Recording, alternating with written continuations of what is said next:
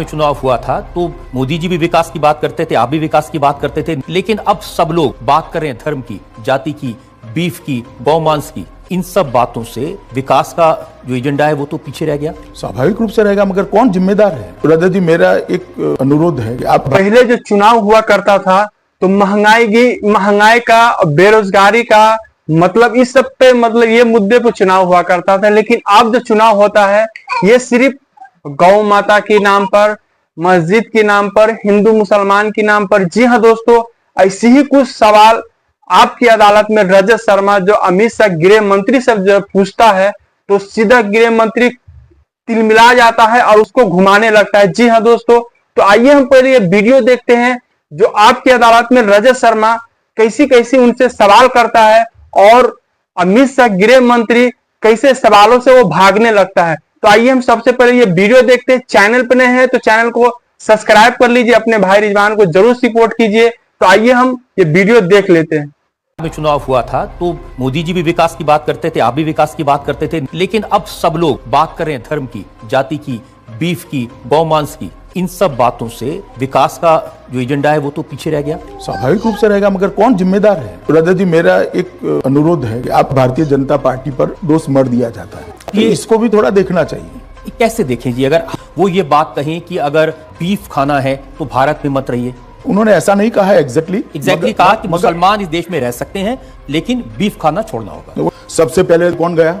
राहुल गांधी गए, उनको सवाल पूछा आपने? कांग्रेस पार्टी को पूछे, भैया बात का बटंगर बना रहे हैं, मगर मुझे ये बात का जवाब दीजिए, समाजवादी पार्टी को क्यों कटघरे में नहीं खड़ा करता? इसलिए कि एक भारतीय जनता पार्टी के लोग, आरएसएस के लोग, जो व्यक्ति गौ का मांस खाए उसको दंड देना चाहिए और उसके प्राण ले लेने चाहिए। कि जो आदमी इस तरह की बात कहे तो सरकार को ऐसे आदमी को पकड़ के जेल में तो डालना चाहिए। क्या हो रहा है? गौ हत्या करने वालों को फांसी की सजा दो। ये कहते हैं कि मुसलमान पाकिस्तान चले जाएं, उनके खिलाफ क्यों नहीं एक्शन लेते आप? राजा जी, ऐसी पुरानी बातें आप निकाल कर रखेंगे। जिन लोगों ने दाकर ये कहा कि हम गाय बचाने के लिए तन मन धन और गन से समर्थन करेंगे, कि वादा किया था महंगाई कम करेंगे, कि आपने तो वादा किया था कि काला धन वापस लाएंगे, लेकिन आए।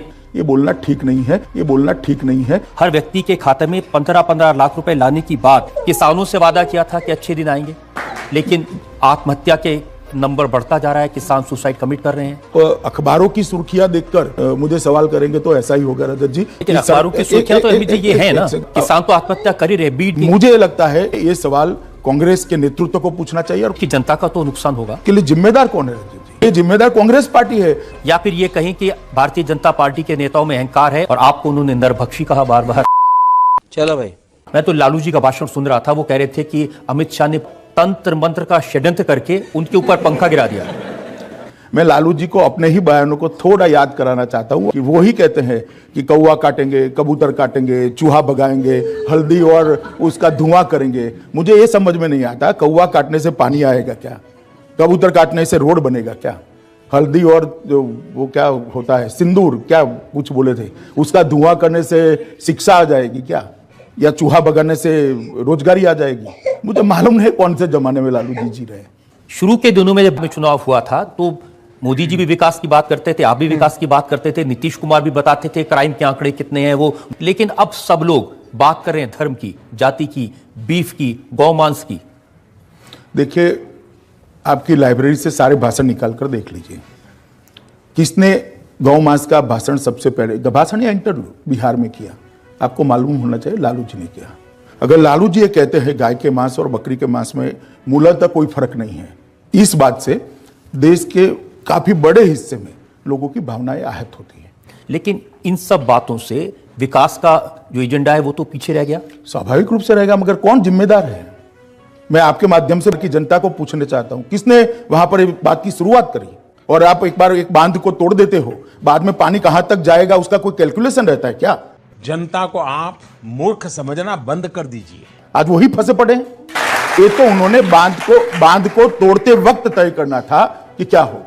लेकिन अमित जी, कैसी भाषा का इस्तेमाल हो रहा है? आप लालू जी को शैतान कहें। मैंने नहीं कहा सर, मैंने कभी नहीं कहा। रजत जी, हो तो दिखाइए जरा आप। और वो बार बार कह रहे हैं कि आपने मुझे शैतान कहा तो मैं आपको ब्रह्म पिशाच कहूंगा। लालू जी से कोई और अपेक्षा नहीं है। और आपको उन्होंने नरभक्षी कहा बार बार। अच्छा बात नहीं है। चलिए वो कुछ भी कहते रहे, मैं शुद्ध शाकाहारी व्यक्ति हूं। ये झूठ है, झूठ है, झूठ है। राजा जी, मेरा एक आपको भी अनुरोध है कि आप इसका भारतीय जनता पार्टी पर दोष मर दिया जाता है, अब ये इसको भी थोड़ा देखना चाहिए। कैसे देखें जी, अगर मुख्यमंत्री जिम्मेदार व्यक्ति हैं, वो ये बात कहें कि अगर बीफ खाना है तो भारत में मत रहिए। उन्होंने ऐसा नहीं कहा है एग्जैक्टली कहा कि मुसलमान इस देश में रह सकते हैं लेकिन बीफ खाना छोड़ना होगा। वो ठीक है, ऐसा उन्होंने नहीं बोलना चाहिए। उन्होंने खुद खेद व्यक्त किया है और पार्टी ने भी कहा है कि खट्टर जी के बयान के साथ पार्टी इत्तेफाक नहीं रखती, वो उनका व्यक्तिगत बयान है। उन्होंने बयान नहीं देना चाहिए, उसमें दो राय नहीं है। सबसे पहले कौन गया? राहुल गांधी गए। उनको सवाल पूछा आपने? वो तो बोलते ही नहीं है। मगर वो नहीं बोलते हैं तो कांग्रेस पार्टी को पूछे भैया। ये ठीक है, उनके मुंह से एक शब्द निकल गया, उसको पकड़कर बात का बटंगर बना रहे हैं। मगर मुझे ये बात का जवाब दीजिए, इवन आपका चैनल भी समाजवादी पार्टी को क्यों कटघरे में नहीं खड़ा करता? करना चाहिए या नहीं करना चाहिए? काफी लोग तो ऐसे हैं जो मोदी क्यों चुने न जाए इसका एक पत्र पारित किए थे लोकसभा के चुनाव में, अब चुनकर आ गए, तो हम क्या करें? जनता ने चुना है भाई। इसलिए कि एक परसेप्शन ये बना है कि भारतीय जनता पार्टी के लोग, आरएसएस के लोग, जो व्यक्ति गौ का मांस खाए उसको दंड देना चाहिए और उसके प्राण ले लेने चाहिए। इस सज्जन को क्या तकलीफ है भाई? क्या तकलीफ है इनको? मैं दो हिस्सों में, आपका सवाल है, दोनों हिस्सों का जवाब देता हूं। नहीं, लेकिन आप क्या ऐसी बातों को प्रूव करेंगे? जो आदमी इस तरह की बात कहे, क्योंकि वेदों में भी मैंने चेक किया इस तरह की बात नहीं कही गई, तो सरकार को ऐसे एक आध आदमी को पकड़ के जेल में तो डालना चाहिए। क्या हो रहा है? गौ हत्या करने वालों को फांसी की सजा दो। जो गिरिराज सिंह ये कहते हैं कि मुसलमान पाकिस्तान चले जाएं, उनके खिलाफ क्यों नहीं एक्शन लेते आप? देखिए रजत जी, ऐसी पुरानी पुरानी बातें आप निकाल कर रखेंगे तो बहुत सारा दोनों ओर की काफी चीजें सामने आएगी। जिन लोगों ने दाकर ये कहा कि हम गाय बचाने के लिए तन मन धन और गन से समर्थन करेंगे, मैंने कहा देखिए, इस प्रकार के किसी भी बयान से भारतीय जनता पार्टी इत्तेफाक नहीं रखती है। अमित जी वादा किया था महंगाई कम करेंगे और दाल हो गई 200 रुपए किलो। मुझे क्रेडिट नहीं चाहिए। कह रहे हैं कि मोदी जी ने कहा था ना खाऊंगा ना खाने दूंगा, वो दाल के बारे में कहा था। रजत जी, महंगाई के आंकड़े हमारे बहुत नीचे चले गए हैं। खुदरा महंगाई जो 7.7% रहती, वो अभी अभी हाईएस्ट 4.1% पर आई है। मुझे निश्चित भरोसा है कि भारतीय जनता पार्टी की सरकार महंगाई को काबू करेगी। तो करना, परेशान हो गए हम लोग 2.5 साल से, ये भी परेशान हो गए, हम भी परेशान हो गए, करो फिर, क्यों नहीं कर रहे? एक ऐसा समय आया है कि अभी 200 रुपया दाल है, इससे कोई इनकार नहीं है और वो चिंता का ही विषय है, गंभीर चिंता का विषय है। मगर सरकार भी चिंतित है और एक्शन भी ले हैं। कि आपने तो वादा किया था कि काला धन वापस लाएंगे, उसके लिए कानून भी बनाया, लेकिन आए तो पहली बात तो एक कि भारतीय जनता पार्टी ने कुछ नहीं किया, ये बोलना ठीक नहीं है। सारे एक्शन हुए हैं। विदेशों में जमा काला धन हर व्यक्ति के खाते में 15-15 लाख रुपए लाने की बात विपक्षी दलों को ये एक राजनीतिक जुमला है। बिल्कुल, आपने मेरे दिल की बात बता दी। स्वाभाविक रूप से मैंने जो कहा तो मैं फिर से रिपीट कर देता हूं। प्रधानमंत्री मोदी जी ने कहा था कि विदेशों में इतना काला धन है कि अगर उसका भागाकार कर दिया जाए, मतलब उसको डिवाइड कर दिया जाए, तो हर व्यक्ति के हिस्से में 15 लाख रुपया आएगा। इसका मतलब किसी के बैंक अकाउंट में जमा नहीं होता। रजत जी, आप भी समझ सकते हैं, जब भाषण देते हैं इमोशनली, तब जो बोलते हैं उसका इस तरह का फुल स्टॉप कॉमा में मीनिंग नहीं निकलता है। क्या कहना क्या चाह रहे हैं भाई आप?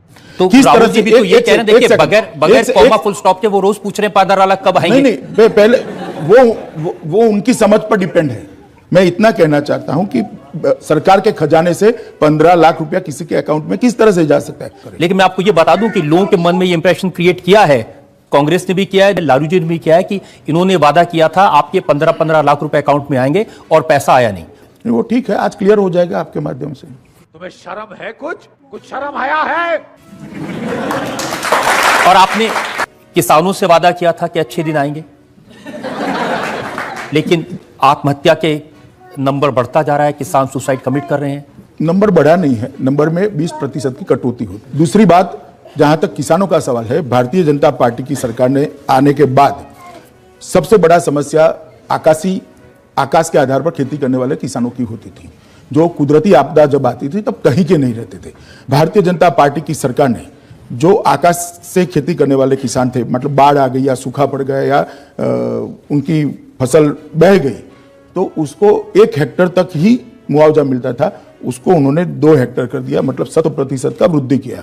दूसरा, पहले 50% का नुकसान किसान का होता है तो ही उसको मुआवजा दिया जा सकता था, उसको घटाकर हमने 33% कर दिया, मतलब 42% किसान बढ़ गए मुआवजा लेने वाले। और मुआवजे की राशि के अंदर एक ही वक्त में 50% का वृद्धि किया है।